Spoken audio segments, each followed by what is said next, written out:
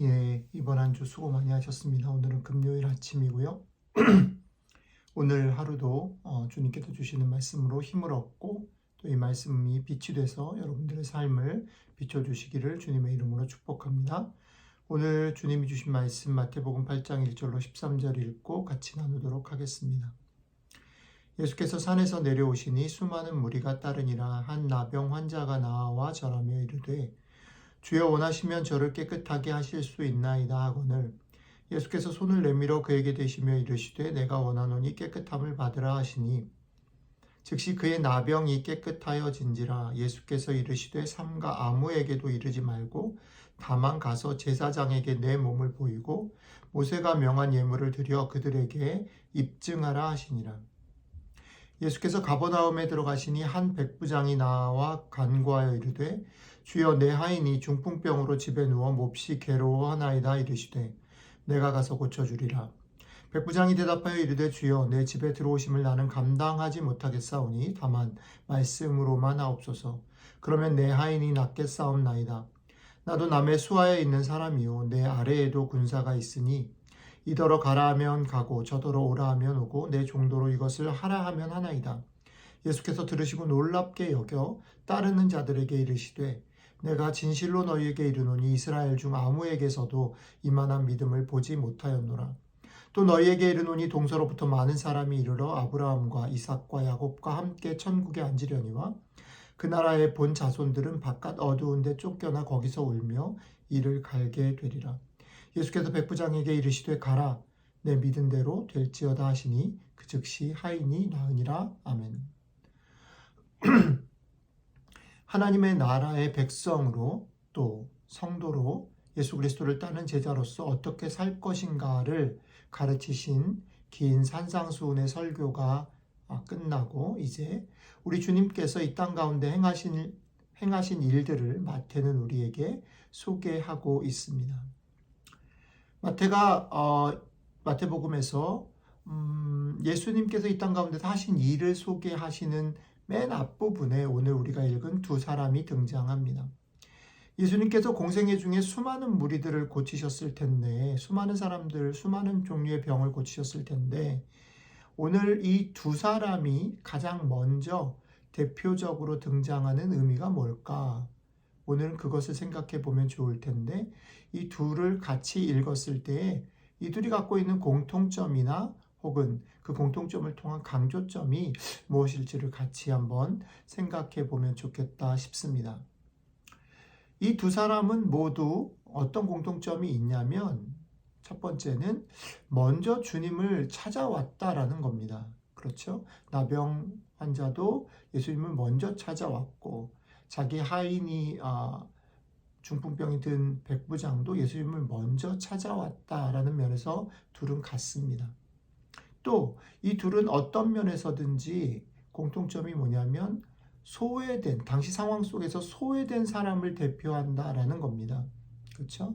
나병 환자와 예수님이 나눈 대화를 잘 보면 나병 환자가 병을 고쳐주십시오 이렇게 얘기하지 아니하고 나를 깨끗게 해주십시오 이렇게 얘기하고 주님도 너가 깨끗해졌다.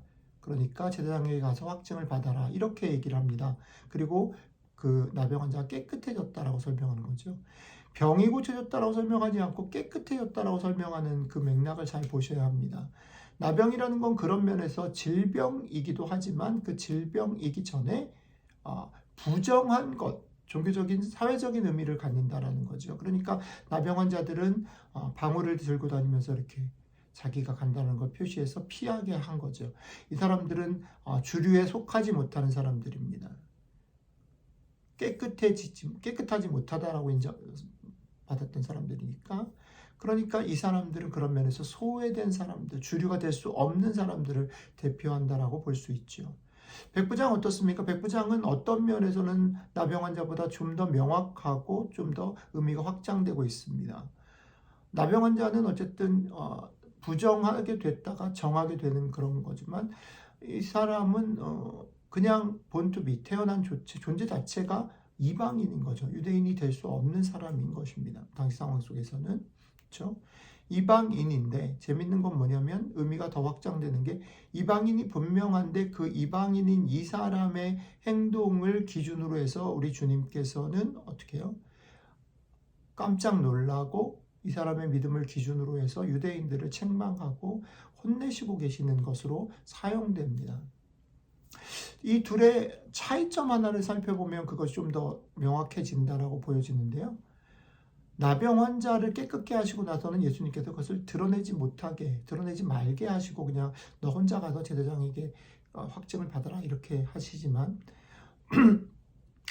이방인인 백부장의 경우에는 이 사람의 믿음을 가지고 놀라실 뿐 아니라 그것을 기준으로 해서 유대인들을 책망하는, 사실은 그 결론 부분, 오늘의 메시지의 결론 부분은 사실 이 얘기잖아요.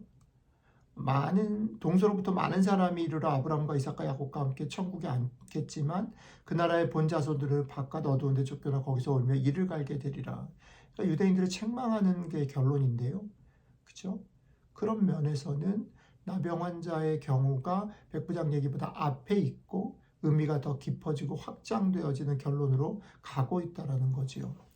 자, 그러면 이 얘기가 오늘 우리들에게는 어떻게 적용될 수 있을까라는 겁니다. 우리들의 삶에 우리들에게는 어떤 메시지를 주는 건가 하는 거지요. 이것은 제가 보기에는 이런 맥락이 있다라고 생각이 됩니다. 신앙이라는 게 도대체 뭐냐? 믿음이라는 게 뭐냐? 믿음으로 산다라는 게 뭐냐라고 말할 때 오늘 사건의 기초에 보면 신앙은 어떤 조건이나 상황에 기댈 수 있는 것이 아니다라는 겁니다. 내가 기독교 가정에서 태어났다고 해서 내가 여러 가지 의미로 좋은 교회에 소속되어 있다라고 해서 어저께까지 내가 좋은 전통과 습관을 신앙의 행동들을 했다고 해서 그것이 오늘 나의 신앙을 보장해 주지 않는다라는 거지요. 네.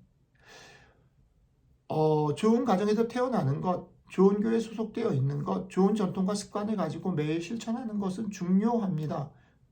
보탬이 돼요. 그러나 그것이 내 오늘 신앙을 보장해주지 않습니다. 오히려 신앙은 그런 면에서 매일매일 우리의 신앙의 대상이신 하나님 앞에서 나 자신을 비추어 보고 그 빛으로 살아가려고 애를 쓰는 것에 달려 있습니다.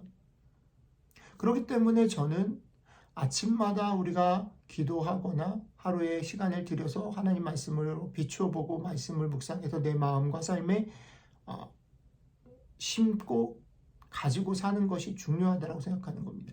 이게 일용할 양식이라는 거죠. 이스라엘 백성들이 광야에서 만나와 메추라기로 일용할 양식을 받았던 것처럼 우리가 매일 매순간마다 주님의 빛 앞에서 주님을 의지해서 그 은혜로만 살겠습니다.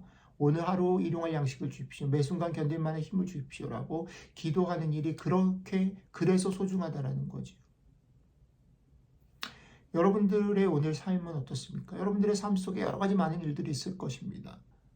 때로는 예기치 않은 일들, 감당할 수 없는 일들 속에 있을 수도 있습니다. 때로는 즐겁고 잘 되는 것처럼 보이는 일들 가운데 있을 수도 있습니다. 어떤 상황이든지 간에 오늘 하루, 오늘 주시는 새로운 양식으로 힘을 얻고 성령 하나님의 빛 안에서 나를 돌아보고 주의하며 살아가는 믿음의 사람의 삶이 오늘 하루 되시기를 주님의 이름으로 축복합니다. 기도하겠습니다. 주님, 그렇습니다. 제가 이미 믿음이 있다라고, 내가 교회에 속해 있기 때문에, 내가 오랜 기독교 집안이기 때문에, 내가 믿음의 경험이 있기 때문에, 지식이 있기 때문에, 내가 누군가를 섬기기 때문에가 아니라 오늘 아침에, 오늘 하루도 주님의 빛 안에서 또 주님이 주시는 일용할 양식 안에서 그 빛 안에서 나를 비추어 보고 주의하며 정말 하나님의 은혜만 기대서 살아가기를 애쓰는 그런 믿음의 삶을 오늘 하루 살아갈 수 있도록 함께 해주시면 좋겠습니다. 지난 한 주 동안 우리와 함께 하신 주님께서 오늘 하루도 일용할 양식으로 우리와 함께 해주셔서 감사합니다. 우리 주 예수님 이름으로 기도드렸습니다. 아멘.